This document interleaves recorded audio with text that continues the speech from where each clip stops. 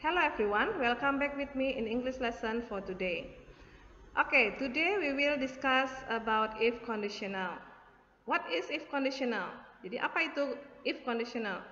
If conditional adalah kalimat pengandaian atau kalimat bersyarat, ya. Oke, kalian pasti sering berandai-andai, bisa berandai tentang hal yang telah terjadi atau sedang terjadi atau tentang hal di masa yang akan datang. Oke, berdasarkan waktunya, kalimat pengandaian bisa terbagi menjadi present conditional, past conditional, future conditional. Dan berdasarkan perihalnya, kalimat pengandaian bisa terbagi menjadi sesuatu yang nyata atau mungkin, atau for real condition, dan sesuatu yang tidak nyata atau imaginary atau for unreal condition.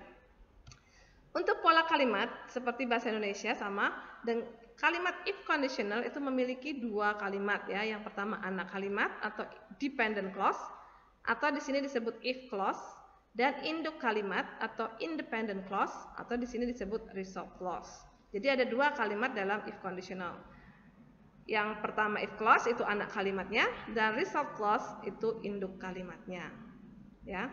Yang anak kalimat itu tidak dapat berdiri sendiri, yang induk kalimat itu dapat berdiri sendiri. Oke, contohnya sekarang. If you study, you will get a good mark.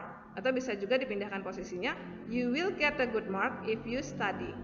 Ya, jadi if you study itu anak kalimat, tidak dapat berdiri sendiri, dan you will get a good mark itu induk kalimat atau dapat berdiri sendiri. Ya, koma diletakkan jika if conditional atau if clause-nya itu berada di depan atau mendahului result clause. Jadi kalau if clause-nya itu di belakang, tidak perlu diberikan koma. Oke, berdasarkan tipenya, if conditional terbagi menjadi 4. Jadi yang pertama zero conditional atau tipe 0, yang kedua first conditional atau tipe 1, yang ketiga second conditional atau tipe 3, yang keempat third conditional atau tipe 3. Tapi pada kesempatan ini kita akan hanya membahas zero conditional dengan first conditional. Untuk yang tipe-tipe yang lain akan kita bahas pada video berikutnya ya. Oke, yang pertama kita akan bahas tentang zero conditional atau tipe 0. Apa itu zero conditional?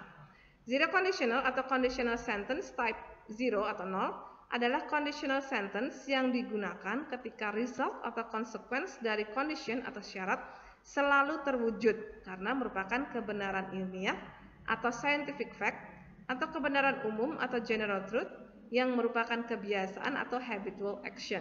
Jadi zero conditional itu kondisi atau result clause-nya adalah selalu terwujud karena merupakan fakta atau kebenaran atau kebiasaan ya. Jadi dalam result clause-nya itu situasinya atau kondisinya selalu terwujud.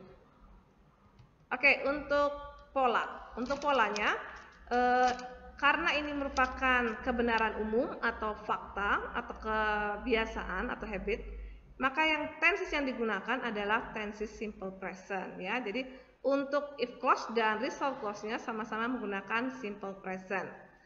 Jadi dalam if clause itu simple present, dalam result clause-nya juga simple present.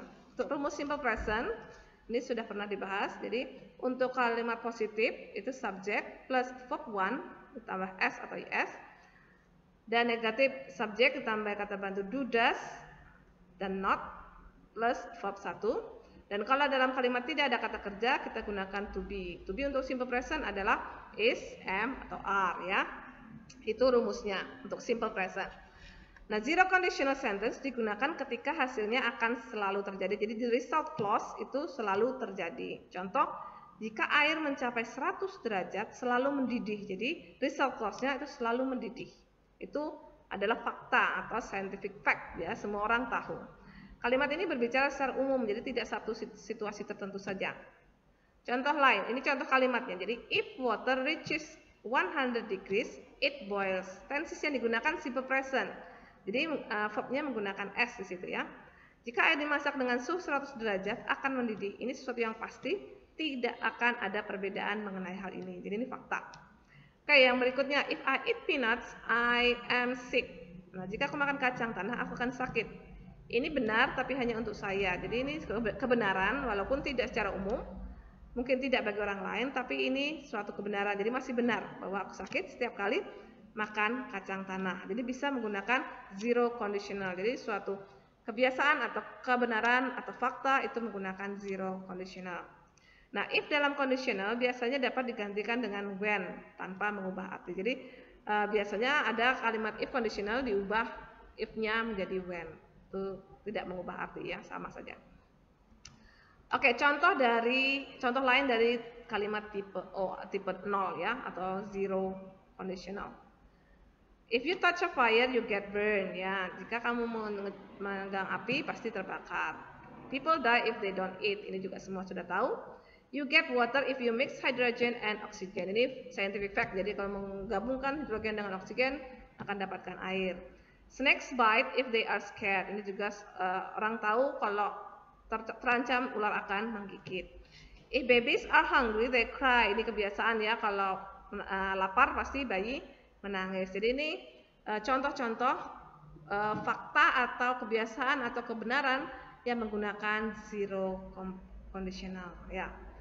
Oke, sekarang kita akan beralih ke topik yang lain, topiknya first conditional atau conditional sentence type 1. Yang tadi zero conditional, sekarang first conditional. Nah, dalam conditional type 1 ini menjelaskan bahwa sesuatu hal dimungkinkan dan juga sangat mungkin kondisi itu akan terpenuhi, atau kemungkinan besar sesuatu yang diandaikan dapat terjadi. Ini bisa sering juga disebut future possibilities. Jadi dalam result clause-nya itu masih mungkin terjadi. Kalau yang zero conditional itu result clause-nya itu sesuatu fakta atau kebenaran. Kalau type 1 itu result clause-nya masih mungkin terjadi. Contoh, if I find her address, I will send her an invitation. Kalau saya tahu alamatnya, saya akan mengirimkan undangan untuknya. Nah, dalam conditional type 1 ini pengandaiannya merujuk pada masa depan atau future ya. Tindakan di masa depan hanya akan terjadi jika kondisi tertentu terpenuhi saat ini. Jadi result clause akan terpenuhi jika if conditionalnya terpenuhi ya.